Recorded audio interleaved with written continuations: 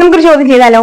6 centimetre വ്യാസമുള്ള ഒരു ഗോള ഉരുക്കി 12 സെന്റിമീറ്റർ പാദ വ്യാസമുള്ള ഒരു വൃത്തസ്തൂപിക നിർമ്മിച്ചാൽ ആ വൃത്തസ്തൂപികയുടെ ഉയരം എത്ര? നമുക്ക് ചോദ്യം ചെയ്ത് നോക്കിയാലോ? ഇവിടെ ഗോളം എന്ന് പറയുന്നത് 6 സെന്റിമീറ്റർ വ്യാസമാണുള്ളത്. അപ്പൊ അതിന്റെ ആരം എന്ന് പറഞ്ഞാൽ 3 ആയിരിക്കും.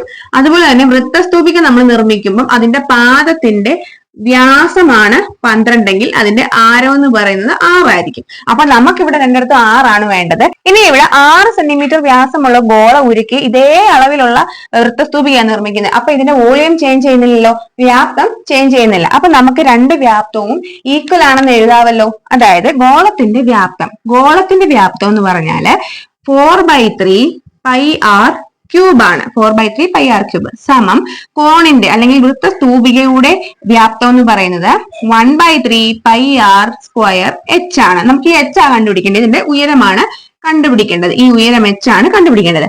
ഇനി ഇതിനകത്ത് സെയിം ആയിട്ടുള്ള നമുക്ക് ഇനി വാല്യൂസ് ഇട്ട് കൊടുക്കാൻ പറ്റും.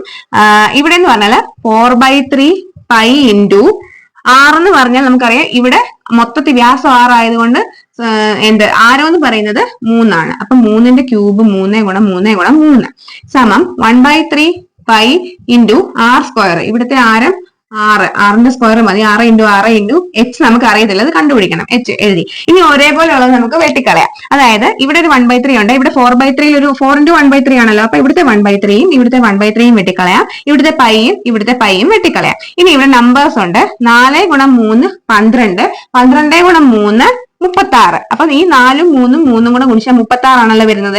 ഇവിടെ 6 ഗുണം 6ഉം 36. അപ്പൊ നമുക്ക് എന്ത് ചെയ്യാം? ഈക്വൽ ആയതുകൊണ്ട് ഇത്രയും ഭാഗങ്ങൾ നമുക്ക് 36 അവിടെ 36 ഇവിടെ വെട്ടിക്കളയാം. ബാക്കി എന്തോ ഉണ്ട് ഇവിടെ ഒരു 3 ഉണ്ട്, ഇവിടെ ഒരു h ഉണ്ട്. എന്ന് വെച്ചാൽ എന്താ? 3 = h. അതായത് ഹൈറ്റ് എത്രയായിരിക്കും? ഇവിടെ 3 ആണ് ഇവിടുത്തെ ഹൈറ്റ്. അപ്പൊ നമ്മുടെ വൃത്തസ്തൂപികയുടെ ഉയരം എന്ന് പറയുന്നത് ഓപ്ഷൻ A 3 ആണ്.